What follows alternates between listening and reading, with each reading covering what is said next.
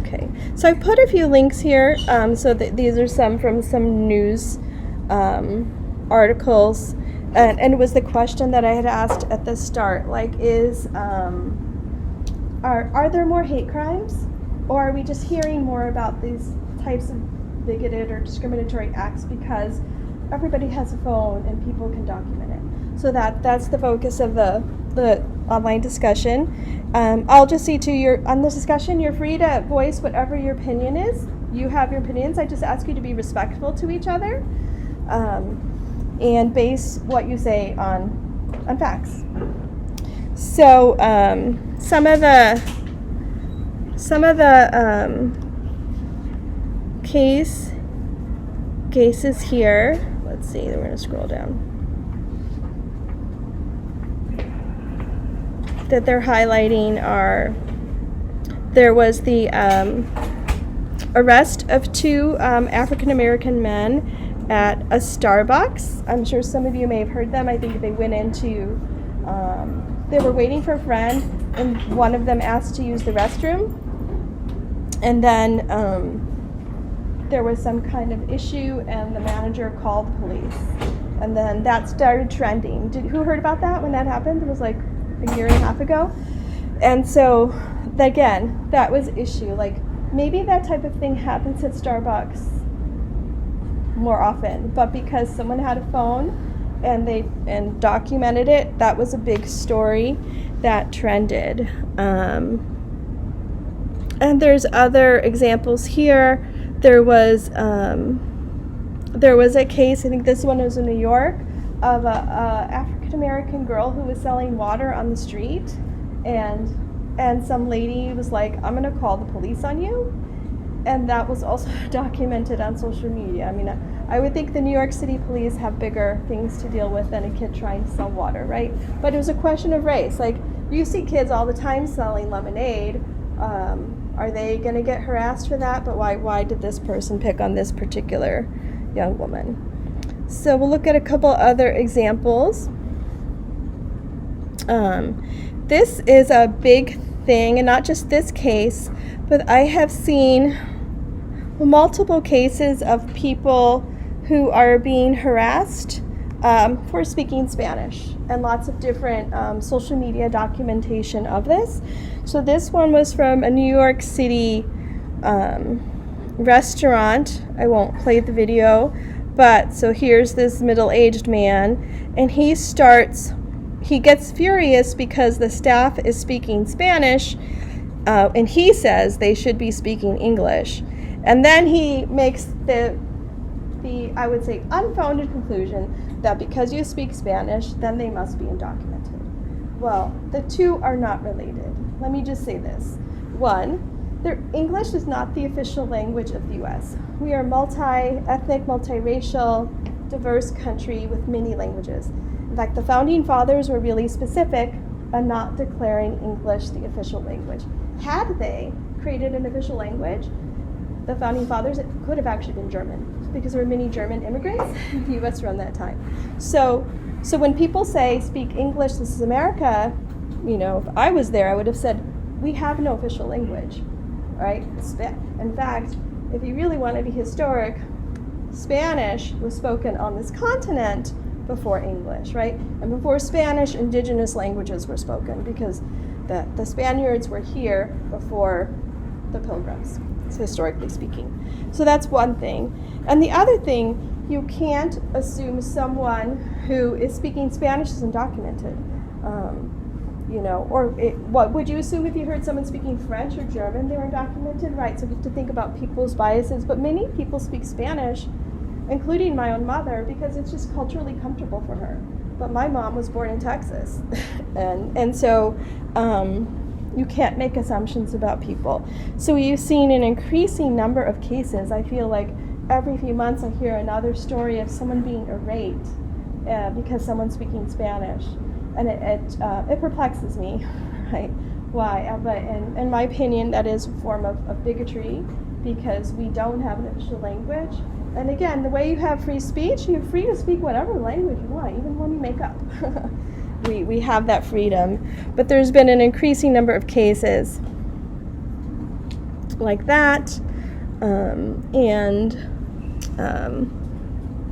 2 more links I'll show you before we wrap.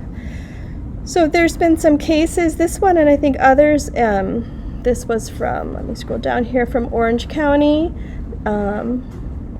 Some teens in Orange County were seen, given, or videoed, taped, recording a Nazi salute. It's not just Orange County. There's been other cases of even, I think it was a law enforcement cadet class. I can't remember the state right now at the moment, forgive me. But there have been other examples, or even the other day at a Bernie rally, someone unfurled a Nazi flag, and that was documented on social media. So again, people have free speech. I mean, whether you agree with it or not, waving a Nazi flag is understandably offensive to people, considering all the millions of people killed by the Holocaust. But it's technically not illegal. But in Germany, it is. In Germany, they have much stricter laws regarding like Nazism. You can't do the Nazi salute. You can't unfurl the flag. That's a criminal offense. Here, it is protected free speech. That doesn't mean, though, it's not abhorrent or unethical, right? But it still is being documented through social media. The same way, actually, burning the American flag. Some people might also find that abhorrent, but actually that's been, courts have determined that's also protected free speech, right? So we're seeing an increasing number of incidents with people waving the Nazi flag or doing Nazi salutes. I've seen many, many stories like this one in the past few years on social media. And so that's been documented and through social media, and we find out about it because then it starts trending. And then the last thing I'll show you before we go is this sort of answers the question. This is you can look up this and you can look up other FBI stats, but the question is hate on the rise? So actually, FBI stats showed that up until this year, hate crimes had been increasingly going up, but I think between this last year and the year before, they went down, but it was like a couple tenths of percent.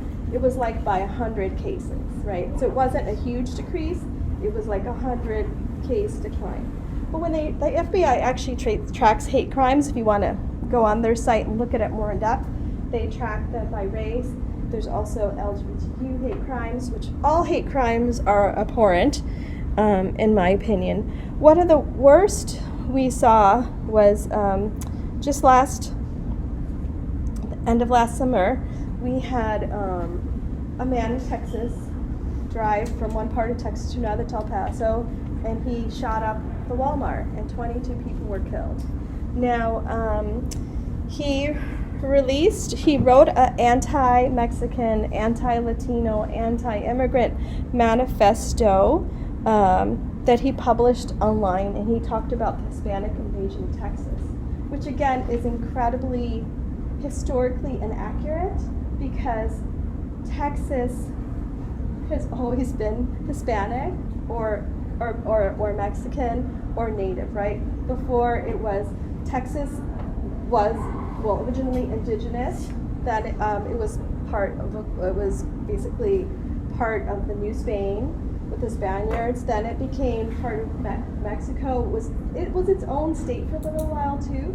So the idea that there was a Hispanic invasion of Texas is just not even accurate, because historically there's always been people of Mexican heritage or indigenous heritage in that area. But this guy, filled with hate, killed all these people, and that was also his manifesto was shared through social media. So so you can read more about it, but the hate crimes have gone up, although they took a slight tiny dip in the past year. And so if you wanted to look more into it, you can look at it by specific groups that are being targeted. So that sort of does answer the question.